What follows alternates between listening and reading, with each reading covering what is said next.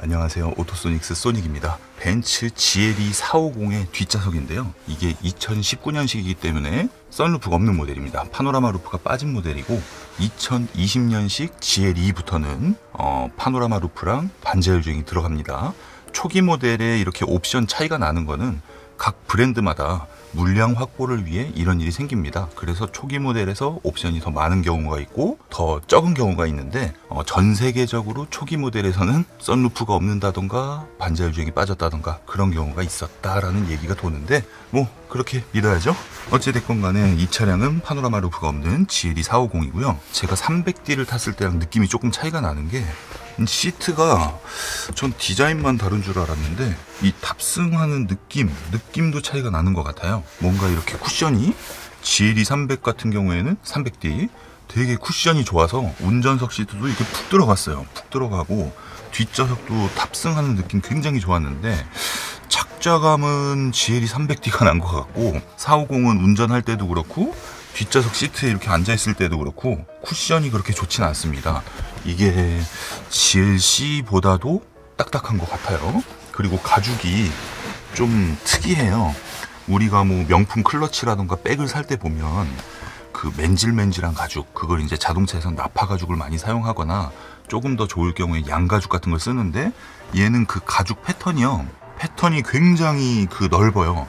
맨질맨질한 게 아니라 거기에 패턴이 얇은 게 아니라 굉장히 넓습니다. 그리고 가운데 부분은 200% 정도라고 하면 양 옆에 부분 등판 이런 데는 한 500 정도? 200과 500 그런 식으로 굉장히 넓어서 이런 거를 본 적이 없어요. 자동차에서 저는. 그리고 이 센터 암레스트를 보면 끝에 부분이 이렇게 좀 그래요. 좀 그렇고 손잡이가 유격이라고 해야 되나? 어쨌든 이렇게 좀 그런 편이고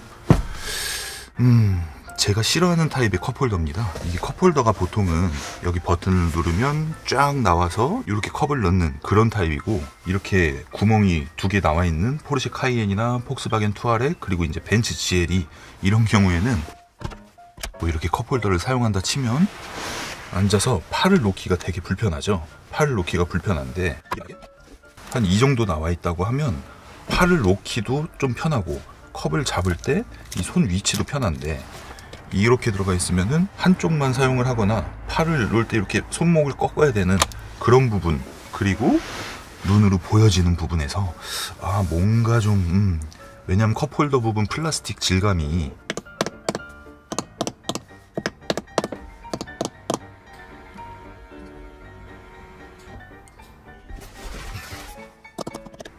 이렇게 좋지가 않거든요. 이 차를 이렇게 딱 봤을 때 가장 안 좋은 플라스틱을 사용한 부분이 바로 이 부분입니다. 근데 여기가 노출이 되어 있기 때문에 이 부분은 상당히 아쉽다. 왜 이렇게 했느냐? 원가를 줄이기 위해서죠. 여기에 부품이 나와 있으면 가죽을 더 많이 사용해야 되고 뭔가 부품이 한 2개는 더 들어가야 되기 때문에 그런 부분에서 이렇게 한 것 같고요. 이 안쪽 부분보다 여기가 좀 안 좋다. 이 BMW X5 같은 경우에는 이 손잡이가 가장 눈에 보기 싫은 부분이었는데 GLE는 컵홀더, 이게 포르쉐 카이엔도 이래요.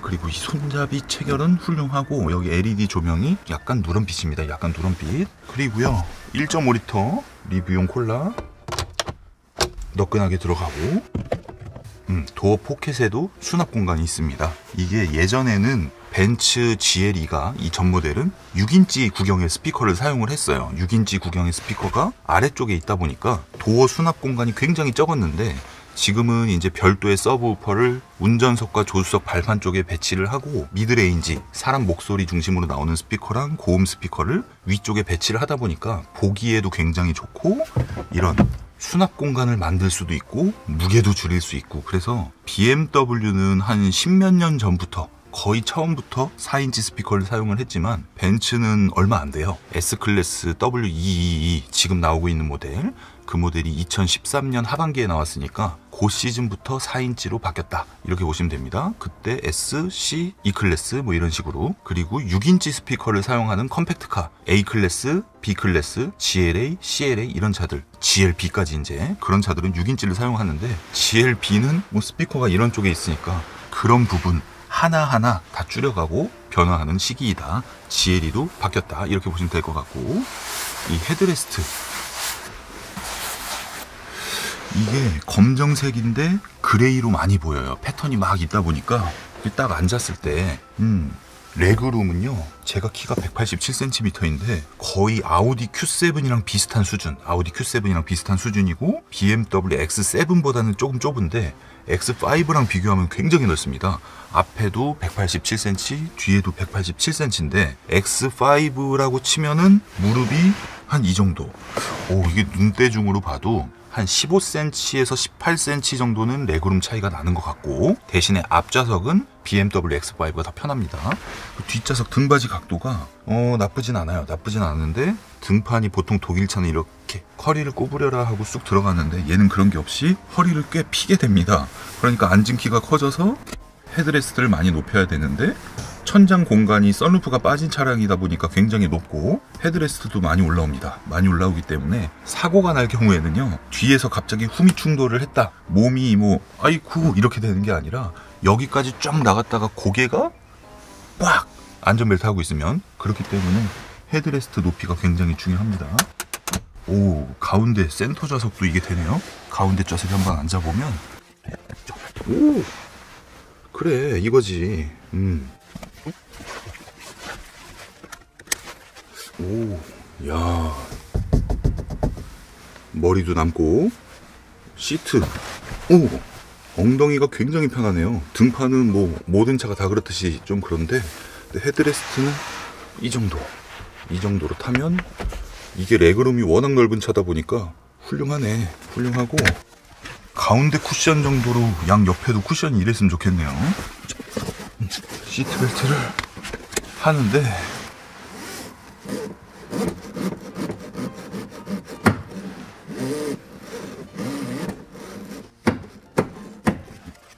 시트벨트 했을 때 느낌도 괜찮은데 이걸 왜 자꾸 넣었다 뺐다 했냐면요, 보통 나오는 각도대로 안전벨트 구멍이 대각선으로 되어 있어야 되는데 전반적인 디자인을 맞추기 위해서 그냥 일직선으로 되어 있다 보니까 이게 나오면서 소리가 좀 나는 그런 부분하고, 여기 장력은 느슨한 편, 물건 큰 거 이렇게 넣어놓으면은 장력이 이렇게 늘어질 것 같은 그런 정도고, 여긴 액세서리를 넣을 수 있는 요것도 다 옵션입니다. 요거 50만원짜리 이런 거.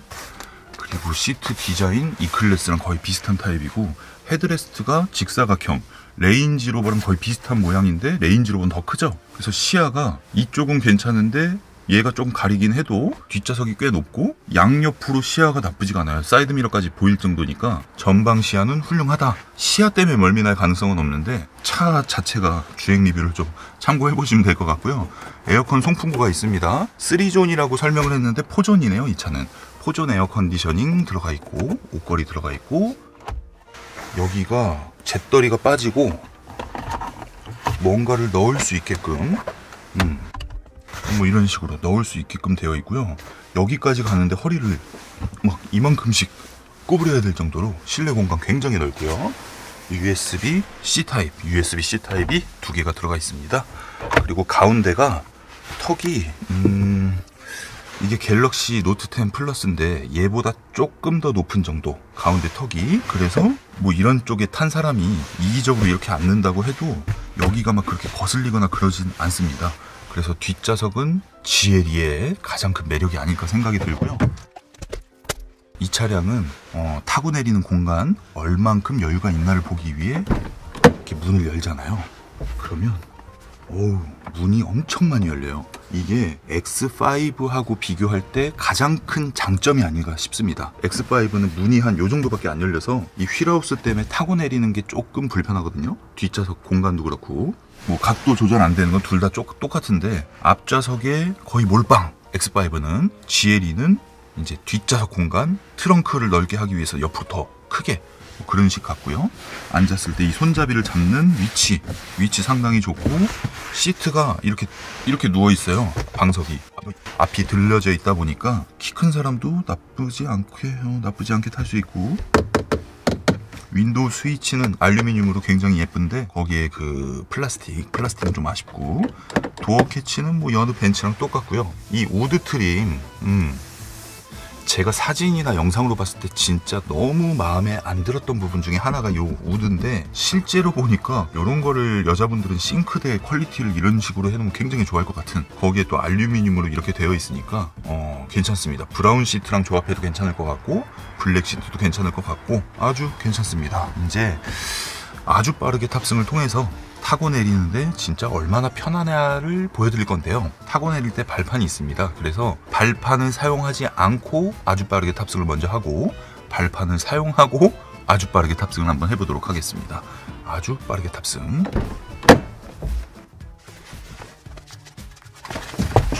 자,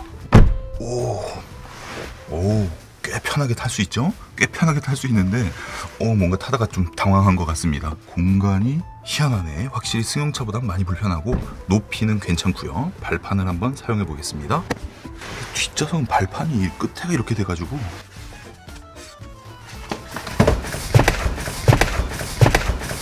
아이고 이렇게 됐습니다. 뒷좌석 탈 때는 발판은 무용지물이다. 앞좌석에서나 사용할 수가 있는데 키 큰 사람은 건너뛰어라. 내릴 때 발판에 바지 요 뒷부분에 안 좋은 게 묻을 수 있다. 뭐 차가 더러우니까 아무래도 타다 보면 그럴 수 있다고요. 네, GL이 편하게 이렇게 앉아서 탈 때 장거리 가도 충분히 편할 만큼의 공간, 시야, 인테리어 디자인, 가죽 질감은 제가 선호하는 타입이 아니에요. 전 이런 가죽 되게 싫어하는데 좀 빳빳하고 모양이 이렇게 있는 가죽을 별로 안 좋아하는데, 그런 자기의 취향, 왜냐면 경쟁 모델인 BMW X5는 버네스카 가죽이라고 이 패턴 없이 굉장히 좀 이렇게 스무스한 가죽이 되어 있어요. 그래서 그거를 한번 비교를 해보시고 고사양 모델 BMW X7이라던가 아니면은 7 시리즈, S 클래스 이렇게 뭐 비교를 해서 구매를 하려고 하시는 분이라고 하면 X7은 메리노 가죽, 양가죽이기 때문에 가죽 퀄리티가 제일 좋고, 오히려 그 다음이 7 시리즈 나파 가죽으로 되어 있죠. 그 다음에 S 클래스는 가죽이 얘랑 질감이 좀 다른데 SUV 쪽이 이제 선택의 폭이 넓어졌으니까 시승을 잘 한번 해보시고, 300D랑 450 이 시트 착석 느낌 자체가 다릅니다. 소음 부분에 있어서는 450이 짱인데 뭐 연비나 뭐 전체적인 걸 봤을 때 어떤 차가 나에게 더 잘 맞는지 저희가 이제 오토소닉스 채널에 많은 리뷰가 올라갈 거니까요. 잘 참고하셔서 좋은 선택하시길 바라겠고요. 그런 도움을 드리기 위한 방송이었습니다. 네, 앞으로도 좋은 방송 많이 올라갈 거니까요. 오토소닉스 채널 구독과 좋아요 부탁드리도록 하겠습니다. 감사합니다.